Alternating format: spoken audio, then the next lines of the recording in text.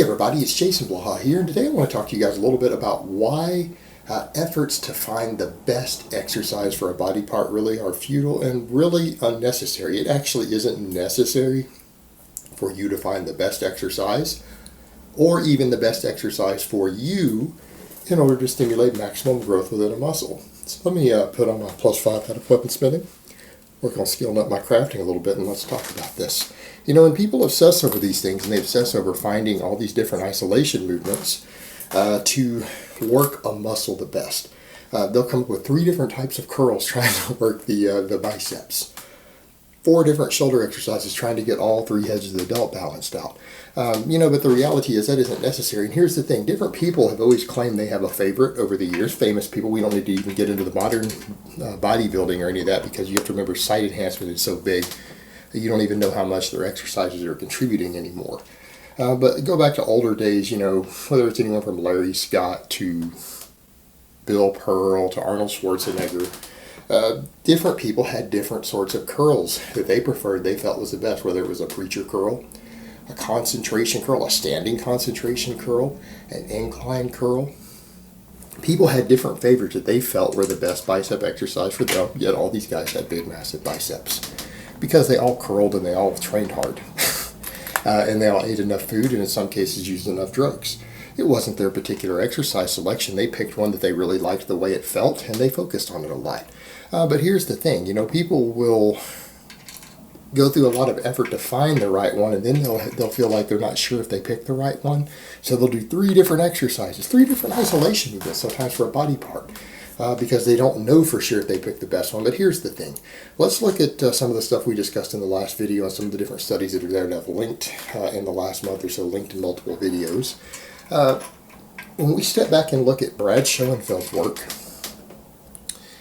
and the Norwegian study, we learn a couple things. That it isn't about exercise selection per se that causes the most muscle growth.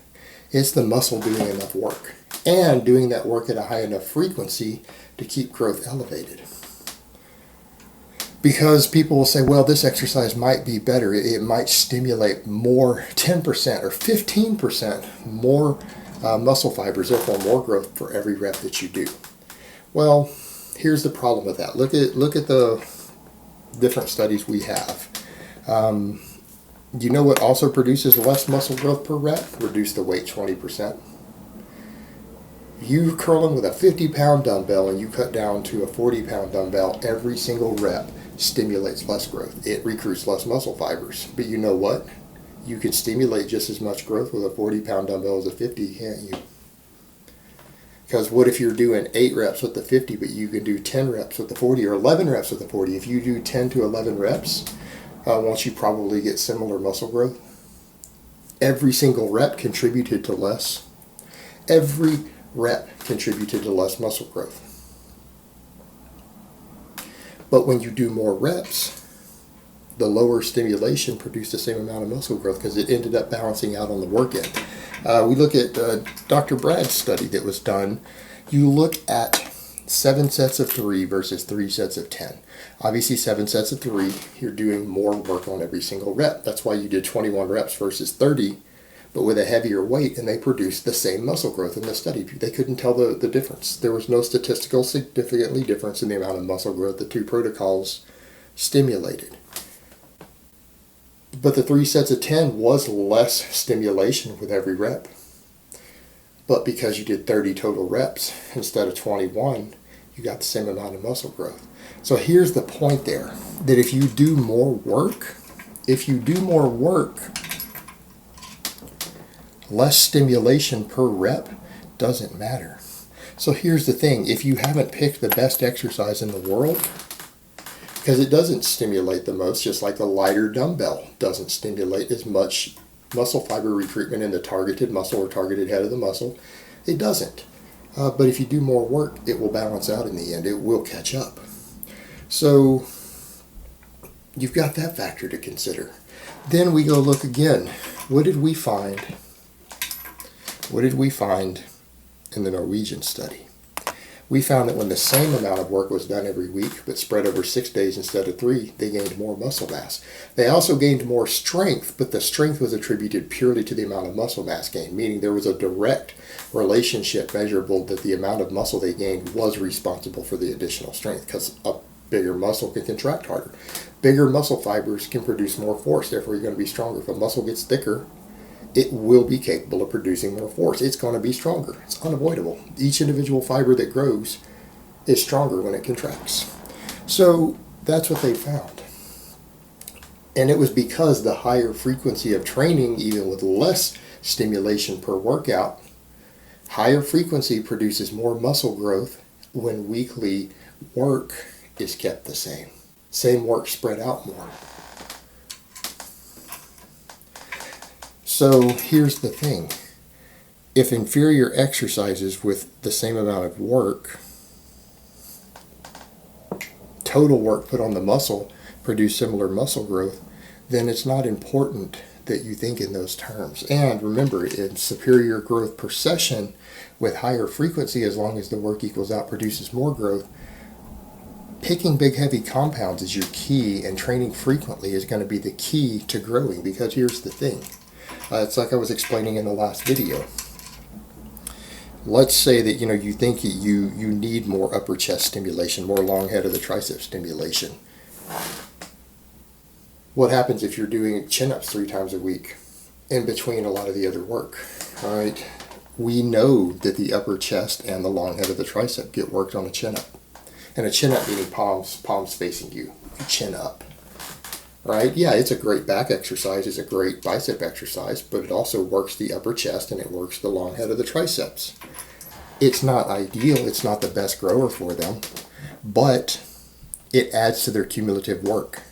And because you're doing it sometimes on different days or different sessions, let's say you're pressing 3 different days a week, doing different sort of presses to work the chest and the triceps.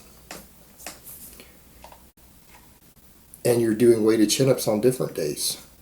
By doing those weighted chin-ups, you're re-stimulating growth in the upper chest and in the tricep, which will have a radiant effect a little bit in the other heads of those muscles, just not as profound.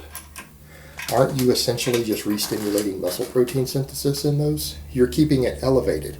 And what we also know is that exercises that don't necessarily work a muscle as hard, or that you just come in and do less work. Because obviously if you do less work in a muscle, that's the same effect as if a muscle gets worked not quite as effectively by a big movement.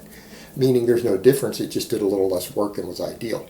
It will reinforce the previous workouts training. A workout that you did a day or 2 before that hit those muscles harder, it will re-spark the muscle protein synthesis and reinforce the old work that you did and cause more growth based on it. So if you're using enough efficient big compounds and you're training them on a high enough frequency, a lot of your different compound exercises will reinforce the previous work that you did in a muscle all throughout the week.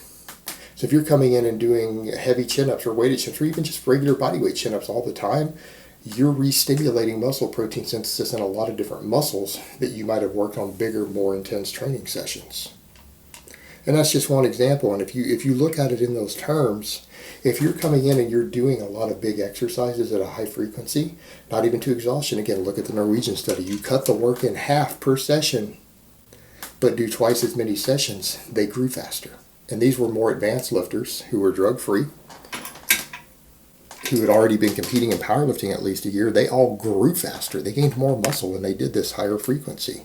So if you're coming in and you're training wide varieties of big compound movements, or ones that hit a lot of different muscles, like I was talking about before, if you do a clean and a push press, you're doing a bunch of triples with push presses and you power cleaned it in position each time, a workout like that reinforces every single muscle in the entire body. Everything is getting some stimulation from that. Every single muscle in the body, all the way from the calves to the biceps to the forearms and everything in between. Doing these various big lifts will cause additional work throughout the week. It will increase your weekly tonnage and work done through every muscle in the body and re-stimulate muscle protein synthesis. What people need to understand, your exercise selection is never about trying to find the best exercise for each muscle group. It's about just making sure that every muscle group in your body does enough work throughout the week to keep it growing. And without overtraining. Obviously, you don't want to do so much work that you chronically overreach. But if you're efficient in choosing these big, heavy compounds that are complex and work a lot of muscles, I mean, a push press, power clean, a weighted chin-up, a weighted chin-up or a weighted dip produce way more muscle growth through the body because they work so many different muscles than a lot of more stationary exercises. So, I mean, there's good data on this.